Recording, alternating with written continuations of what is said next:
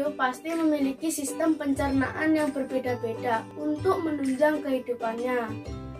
Salah satu contohnya adalah hewan ruminansia. Apa ya hewan ruminansia? Tonton videonya sampai habis ya. Hai, nama saya Theo, kelas 5A, nomor absen 7 di SD Kristen Kalam Kudus, Surakarta. Wali kelas Bu Eni, guru IPA Pak Suryo.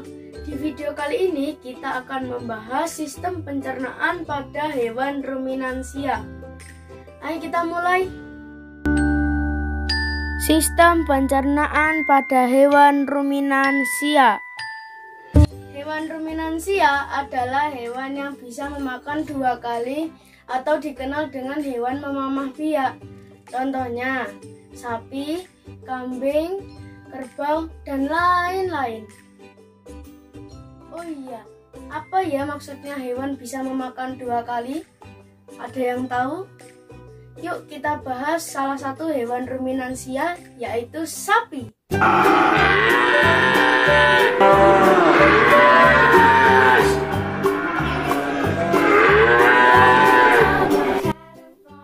Struktur khusus dan mekanisme pada sistem pencernaan hewan ruminansia.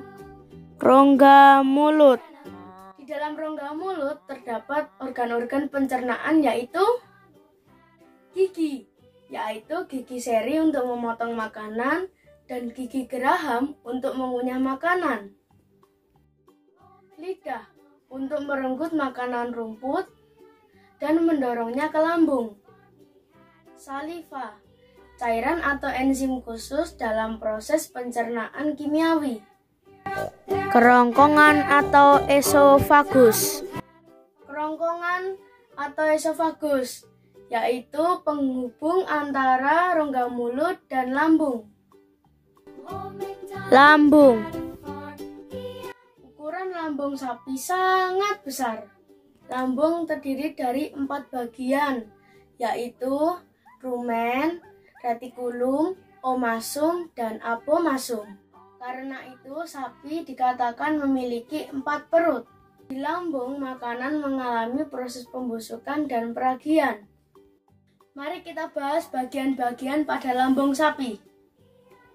Rumen atau perut besar, tempat terjadinya pencernaan makanan dengan bantuan bakteri hingga menjadi bubur.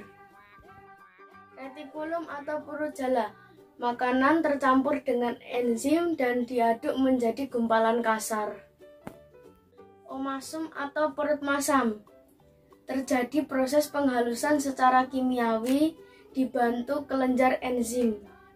Apomasum merupakan perut atau lambung sebenarnya pada sapi. Yang terakhir adalah usus halus dan anus.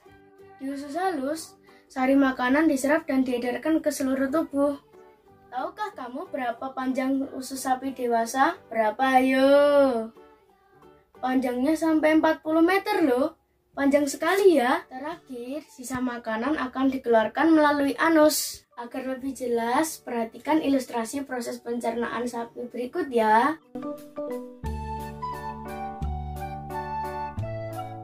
Pertama, makanan masuk melalui mulut, melewati kerongkongan. Kemudian, makanan masuk ke dalam rumen untuk ditampung sementara.